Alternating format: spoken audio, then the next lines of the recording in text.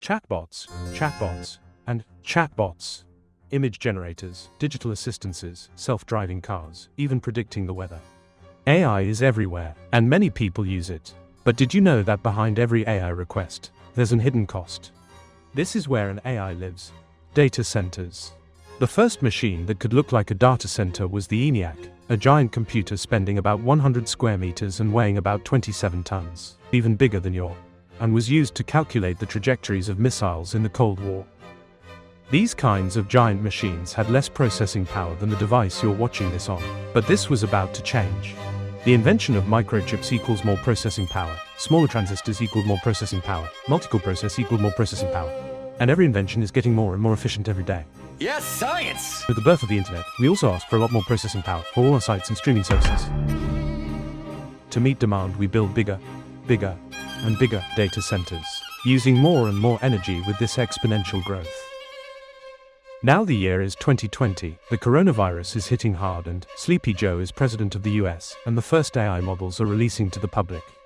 If we look at this graph released by the EPRI, institute that quantifies the world's energy consumption, we can see that until the year 2020 we have a general increase in energy consumption of about 2 to 3% per year. This follows principles of Moore's law and was previously what governments used to keep up with the expected growth of energy consumption. But after 2020,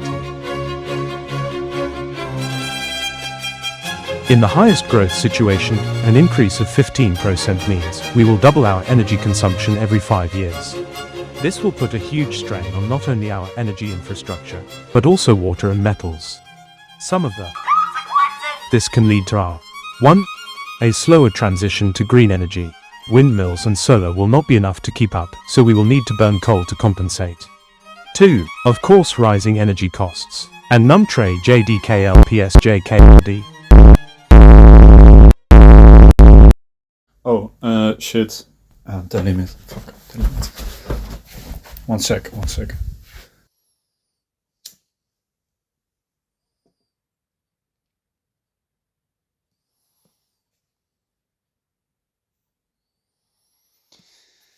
Number 3 is we might get a restriction on our energy use.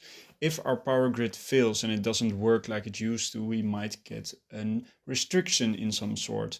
This can be in a form of a limit, how much energy we can use in a day, or we might get a bidding war, which we will probably lose against big tech companies or something like that.